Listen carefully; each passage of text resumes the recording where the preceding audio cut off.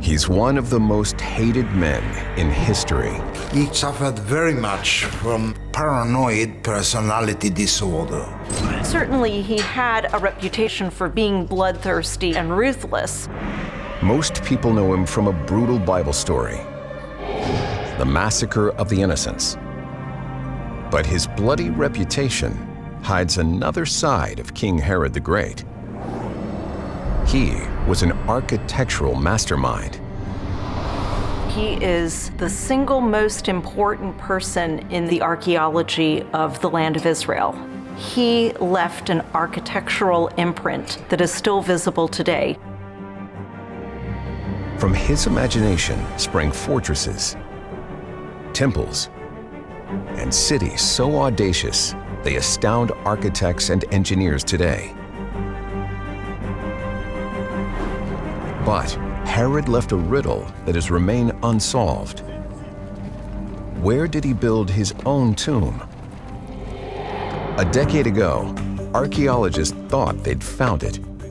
It was called the greatest archaeological discovery since the Dead Sea Scrolls. This is where I lift my hands and say, wow, we have it. But now, new research may be turning this discovery on its head.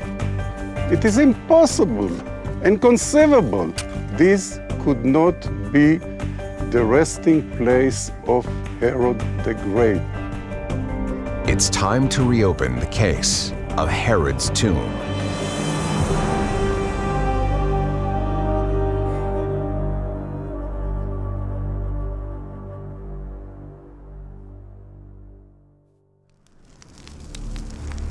A reputation for bloody murder has always overshadowed another legacy of the king of Judea in the time of Christ. Herod changed the landscape of the Holy Land by building many of its masterpieces of architecture. Masada, an ancient fortress high atop a soaring mountain stronghold. Herod had the vision to transform it into a luxurious palace complex that seemed to defy gravity. Jerusalem's Second Temple. It was part of one of the largest sacred complexes of its time. To keep it pure, it is said Herod trained 1,000 Jewish priests in construction techniques. It was Herod who built its Western Wall, Judaism's most sacred site, and a place of reverence for Muslims and Christians. He built more monuments, larger monuments, more elaborate monuments than any other person in history. Herod is absolutely a hands-on person when it comes to the design of these buildings. Herod is not likely to be sitting at a drafting board, but Herod is the mastermind. These projects all have marks of grandeur, imagination, and expansiveness. There is a largeness to them that is quite remarkable.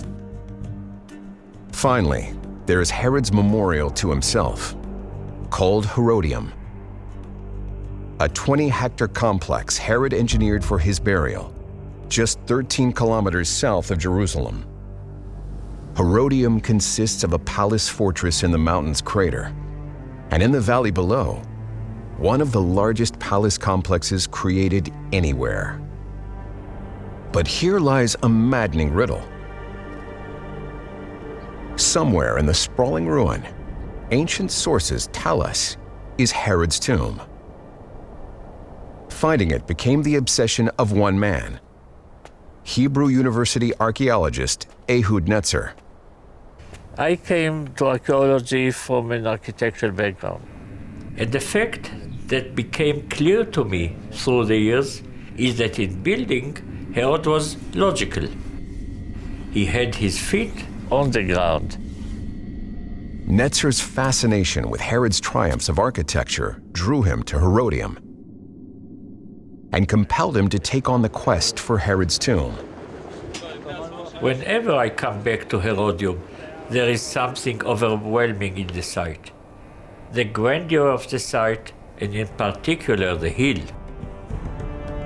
It was on that hill that Netzer's team made a discovery that would rock the archaeological world. On the side of Herodium's mountain, the searchers uncovered the ruins of a monumental structure. They found the richly decorated remains of what looked like a mausoleum. And even more exciting, pieces of an ornate red sarcophagus, or coffin. It was terrific to uncover it, to get the feeling that we really have it. But did they really have it? Was it too soon to claim this was the tomb of King Herod the Great?